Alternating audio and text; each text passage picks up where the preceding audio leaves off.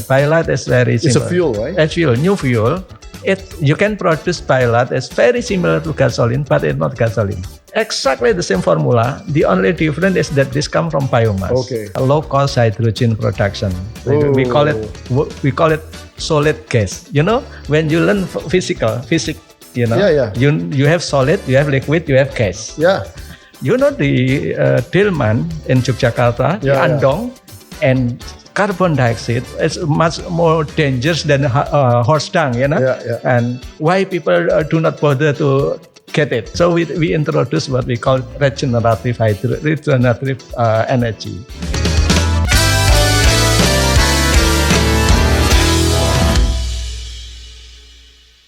Bismillahirrahmanirrahim. Assalamualaikum warahmatullahi wabarakatuh. Waalaikumsalam warahmatullahi wabarakatuh. Yes, decarbonizers, carbon activists all over the world. Welcome back to another episode of Carbon Forum with me, Poempida Hidayatulloh. And today is very special for us because we have a very special guest that owns three patents. Not many of Indonesian people will have this kind of sort of privilege. Of course, this is not because of the privilege that somebody will earn, but it's because the hard work that he earns. His name is Mr. Muhaimin Iqbal, not Muhaimin Iskandar. Yeah, Muhaimin Iskandar is different kind of figure. And he's an activist and also a passionate researcher for renewable energy. And he's an expert in renewable energy. So we will say hi to him. Halo Pak, Assalamualaikum warahmatullahi wabarakatuh. How are you Pak? Very well, thank you. Assalamualaikum warahmatullahi wabarakatuh. It's great to have you with us today pleasure. And thank you very much for joining us. And Pak Muhaimin, you are an expert in renewable energy. Why Indonesia is kind of reluctant in sort of pushing the development of the renewable energy seriously? Yeah. Why is that? Is that because of the difficulty technically, or is that because maybe, just maybe, too much sort of demand from the, fossil fuels players or anything like that? Please. Yeah, I think it's not a problem of technology because technology is very well spread and mature for the renewable energy. And that's no problem at all. Even our technology, we are supply hydrogen, for example, hydrogen for other countries. There's no problem at all to produce it. We're talking with the European Union that most of the renewable energy, what they call it advanced biofuel, is 17 items that they are targeted, the 17 items for advanced biofuel. Most of it available in Indonesia. The technology available, the technology available, the raw material available. I think the only reason that why we are not move very far for the renewable energy is because interest. Yep. Interest. It's very. I agree with you totally. Yeah, very, very, ironic that we buy very expensive LPG. Fuels, that's right. LPG, for example, for all the countries of 17,500 islands, imported from far, far away, very expensive. It's the energy. That's right. While we are with our technology, I'm preparing the similar technology, LPG, bio LPG for other country. Wow. For America, Latin America, Central America. Very ironic, yeah. Very ironic. Yeah. They are they consult with me with it. So we know how to do it.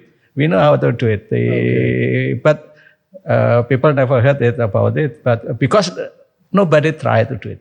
And basically, in terms of pricing these energies that you produce, they are affordable, yeah? Certainly. Even though, for example, it's comparing to the LPGs or coal. Certainly. Just to give you the rough indication. Yeah, please. To produce 1 kilogram LPG, we only need 3 kilogram of charcoal. Oh, 3 kilogram only. 3 kilogram of charcoal. 1 kilogram of charcoal is only about 2,000 rupees. So 3 kilogram is only 6,000. Okay, Okay. 3 kilogram. While the LPG price, not subsidies price, but normal price is 18,000 something, you know. Yeah. So it's within the Oh, reach, really? yeah? It's Yes, within the reach. it's very much affordable. Yeah, hydrogen, for example, is much more lower. The hydrogen price in Indonesia, if you buy like state-owned company buy this, minimum at $6.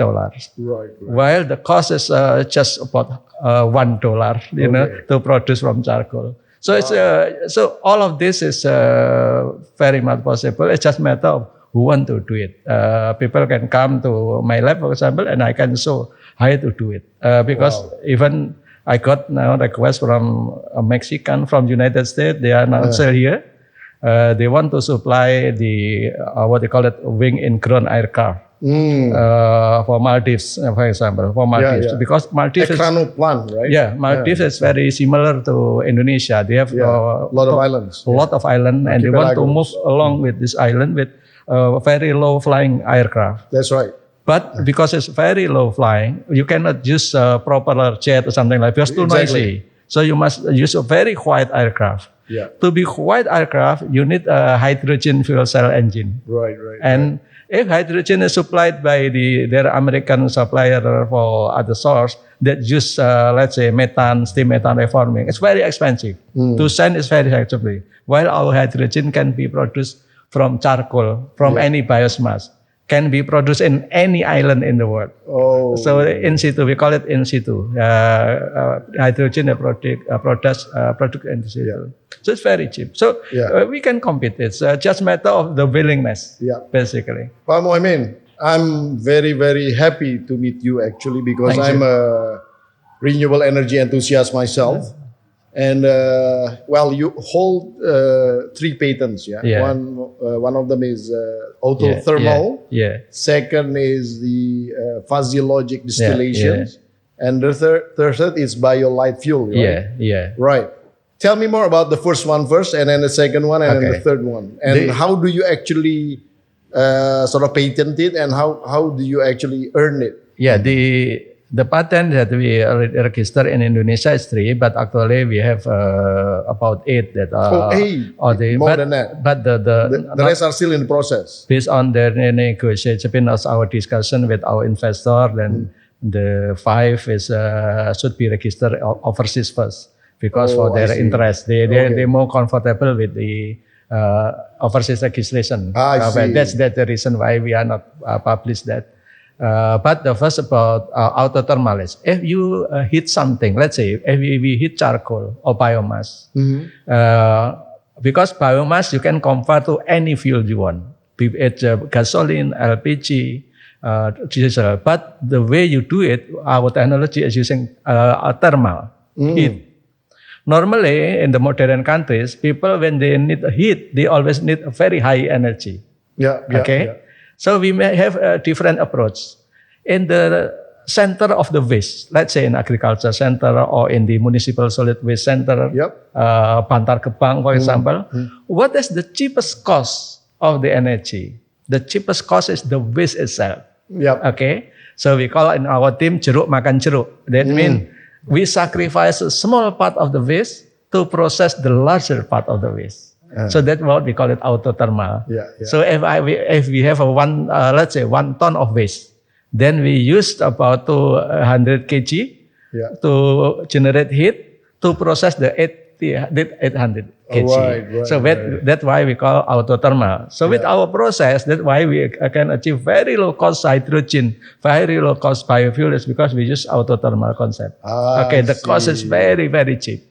See, just to give you a rough indication, the hydrogen, if you produce hydrogen, the cost for the energy itself normally about $3.9 US dollar. In our case, only 0.15 US dollar, the cost of the energy. Because of waste. We introduce what we call the lowest cost sacrificing. So you sacrifice the lowest cost one. Why buy LPG or why buy hot gas or buy electricity where you have a lot of waste?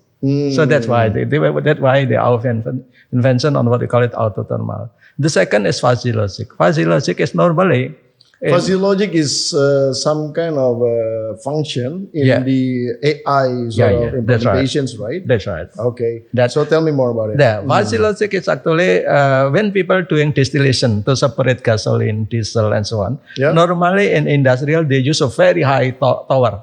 Okay, very high tower, very tower. When you think about biomass, you cannot use very high tower because biomass is well spread. So you cannot bring biomass like municipal solid waste into central location, then produce there because it generates a lot of problems, social problem, distribution problem, and so on. So our technology is basically focused to produce waste as close as the appearance and also at the time of the appearance. So not putting waste for tomorrow, for example, is because it creates odor, unpleasant odor. So with that, our machine, our technology is small. Normally small, one container or something. When you make a machine one container, you cannot have one container, but very tall, distillation. I see. So you must thinking totally different. So the way our logic is, our distillation will move from one tube into one tube and so on until it's meet our standard. So why we call it logic? It's very natural. Just moving this one is meet standard, it's finished, become product. What is the advantage of using these fuzzy logic distillations rather than the normal ones? First, and you can scale down. Oh, the scale down, the size. The size. Because the biomass era is totally different with fossil era. When in fossil era, you can buy very high, very big refinery, for example. While the biomass era, you must scale down the factory into smaller part and to close the biomass center. Close to the sources because the sources are spread out. So basically our technology is scale down technology. How to bring it smaller and smaller and smaller and become cheaper and cheaper and cheaper. Then it can operate at any island in Indonesia. Unfortunately that all of this technology is will be adopted with the other country who have a lot of island. Maybe Indonesia will follow. Okay. Sounds great. The third one? The third one is what we call it BioLite. BioLite is very simple. It's a fuel, right? A fuel, new fuel. You can produce BioLite. It's very similar to gasoline, but it's not gasoline. Is that ethanol or methanol? No. It's very, very, very similar to gasoline from the biomass. The call in Europe is advanced biofuel. Advanced biofuel is... What is the chemical formula? Similar. The only difference is the source. Oh, the source. For example, gasoline. Gasoline is C8. It's C18, for example. H18. Yes. OH. No, OH. Just C and H. So, but you can exactly the same formula. The only difference is that this comes from biomass. Okay. Why is so different? So it's octane, It's an octane. Octane. It's gasoline. So why is so different? Why? Because when you produce something from biomass, the emission will be carbon neutral. The emission is offset by the photosynthesis of the plant when it grows. That's why the year 2050, people targeting not carbon free, but zero net zero. It means that it's still emission, but the emission must be offset by either plant or something like this. So that's why we start with this BioLite. BioLite is the fuel that will be fit for the net zero. Wow. So basically that's why we promote this as a BioLite. Yeah. Well, you said that you have another 5. Which is actually registered abroad, right? Can you tell me more about these 5? Or yes, is it still what I'm saying? Is it still in the secret sort of way? No, the 2 of it I will tell you about the 2 of it because the 2 of it will be published internationally anyway. Because next week I will present in Sweden. They invite me to present these 2 technology. So people will know anyway. So you will. What are they? The first is what we call it low-cost hydrogen production. We call it solid gas. When you learn physics, you have solid, you have liquid, you have gas. The problem with gas, if you distribute hydrogen, you need a very high pressure tank, 700 bar. Very expensive. That's why hydrogen sold very highly in United States and Japan. So our technology is different. We are not sending very high pressure hydrogen in big tank. We just compress hydrogen into a pellet, into pellet, and then just compress hydrogen as and when it is needed as hydrogen. So with that, we call it solid gas. Solid that actually represent a gas. Right. For example, if you bring 1 meter cubic of hydrogen, it's only bring about 40 kilogram of hydrogen. Correct me if I'm wrong, but should it be in a certain sort of conditions, right? If you want to put the hydrogen into a solid state. No. That the smart we not put the smart thing is not in the material itself, but in the engine that we prepare.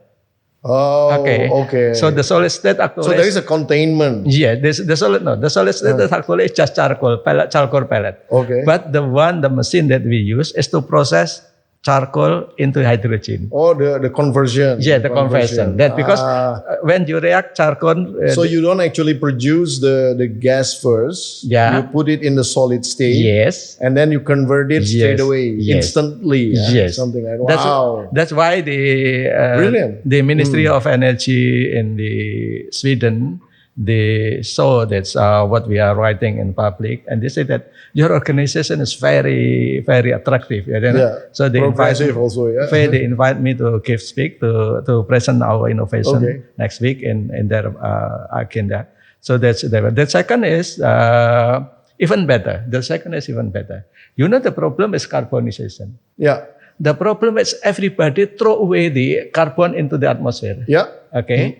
So this inspiration is very funny. That the inspiration is when I was in high school in Yogyakarta. The Dilman in Yogyakarta, the Andong. Yeah. The Andong, they put the bag behind the horse. Yeah. So when the horse is spit something there, it's not thrown in the rain. So they collect it, and then the Andong Kosir can take away, not make the road dirty. Yeah. Okay. And carbon dioxide is much more worse than this horse spit. So it's horse dung. Horse dung. Yeah. So it's much more dangerous than horse dung, And why people do not bother to get it, because it's difficult, to capture the carbon CO2 from the car, for example. Okay, so we introduce what we call regenerative energy. Okay. Regenerative energy is basically how to produce the next energy from the previous energy that you use. Okay. For example, our skin. Yeah. I'm 60 years old now, and it's not rusting here because every 14 days the cell is replaced. The cell is replaced. I see. So our life is replacement from the previous one, regenerative. Okay. Yeah. And our food also regenerate by planting it. Yeah. Why we use energy that not regenerative. Yeah. While you throw away the CO2 on the atmosphere, it's endanger you. While if you can capture it and convert it into energy, it's become the next energy. We call it regenerative energy. Wow. Regenerative energy. And the theory is actually, to be honest, because in the end of the day, you cannot actually create energy or destroy energy. Yes. It is that's very good. Conservation of energy law. That's right. Thermodynamic first law. Okay. Thermodynamic first law basically said that you cannot destroy, you cannot create energy in isolated system. What you can do, what is actually happen is only conversion energy from one. And if you hit something, what is the conversion? It's become heat. We can capture it, heat into the new energy. And what becomes CO2, is you can capture it into the next energy. Because to convert CO2 into energy, it's very simple. The invention is come from French scientists early 20th century. Basically, when you react CO2 with carbon, it's become 2CO. And 2CO is already energy. Call it syngas. Oh, okay. Can you burn it? Oh yes, of course. Of course. And the energy is burnable. Yes. And when you when you have the syngas CO, you can convert it into hydrogen by reacting it with water. So from the CO2, actually, you can actually produce hydrogen. So that's simple. By two-step reaction. The first reaction is called the Budut reaction. To convert the CO2 into CO. And then the second reaction is called water gasive, convert the CO into hydrogen. So that's basically all theory is already there. It's just a matter of how to facilitate that the reaction could be run very effectively. And to be run effectively, you need very cheap heat energy. That is my patent, the first patent about autothermal. So that the key is basically to create a very high heat, 1000 degree, but must be very cheap. So that's why the importance of the first patent is. Wow, I am gobsmacked and full of amusement now because I'm really enthusiastic with this invention of yours. Thank you. And would you like to present it in one of our? Well, I mean, we actually organize some sort of talks, discussions, seminars. We have a what you call it, an association for carbon emission experts. And we would be happy to invite you in that matter to share your, well, I mean, not all of them, maybe in one opportunity you can actually present it one and then the other. So we can have like at least eight seminars just to cover your inventions. I will be happy to do this because we share it with experts all over the world. Why not in Indonesia? Great. So like nowadays, I have a visitor from United States. Now still in Indonesia. I met him again this evening. Basically, what he do? He already read my publication and so on. He just want to make sure that I'm doing it, not just writing it. They come to Indonesia just to verify that I'm really doing it. So he is very happy that we are doing it. This is the gentleman that will bring my innovation to support their what we call it wing in ground aircraft because they use the hydrogen and they need our hydrogen. So very strategic partnership. And we already share it with the this gentleman from overseas. Why not with the local? Excellent. You have your own workshop? Small. Where is it? In Depok. In Depok. It's only about 1.5 kilometer from University of Indonesia because from time to time there is a student there that's a PhD normally do their dissertation with one of our innovation. Always a time when we need a deep into the certain detail, then we work with the PhD student to go deep in it.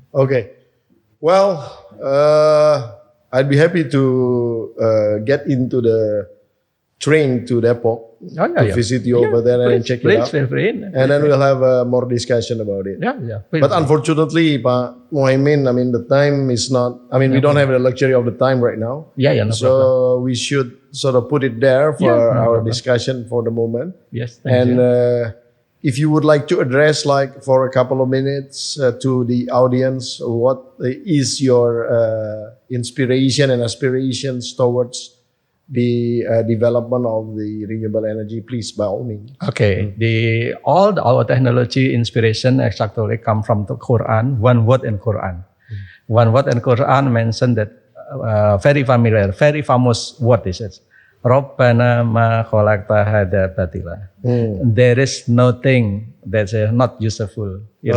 Every single thing in the earth, every single event, every single matter is always useful. It's just a matter of how to find this. When you're trying to find useful, the use of CO2, for example, when you go deep into the CO2, then you will find energy, like what we do. When you go deep into the waste, for example, why in Jakarta there's a big waste? In any city in Indonesia, it's a problem with waste because people not use, this for beneficial. So just use this. Rabbana ma khalaqta hadza batilan subhanaka wa qina adzabannar. So make that trying to find use of everything. With that, you will find always energy all around us. Because most of our energy now, what we call it regenerative energy and this low-cost hydrogen, is only three material that all everywhere and available in the world. Water, CO2 emission, and waste, carbon. This three is always everywhere. Why you should import very expensive, dirty energy when this three is always available? Wow. Masya Allah, extraordinary. Thank you very Thank you, much, my pleasure, Pak Pak. Muhaimin, for joining us, and pleasure. we'll keep in touch, and Thank we'll you. definitely do something more Thank you. together. Thank you, Pak. Well, ladies and gentlemen, isn't that very interesting? You know, Indonesian, we have investors, not only any investors, inventors, but inventors in renewable energy. And he's not only doing this renewable energy in terms of, expensive things, but this is actually a renewable energy that is actually affordable, eco-friendly, and it's actually using dirty materials or unused materials. That makes it so interesting, of course. That was Mr. Muhaimin Iqbal, and we'd like to thank you very much for him being here. And the carbonizers, carbon activists all over the world, thank you very much for watching this episode of Carbon Forum. Until the next episode, and always stay tuned. We will be presenting, a lot of interesting discussions related things with decarbonization. With me, Poempida Hidayatulloh, we'd like to thank you all, and wassalamualaikum warahmatullahi wabarakatuh. Waalaikumsalam warahmatullahi wabarakatuh.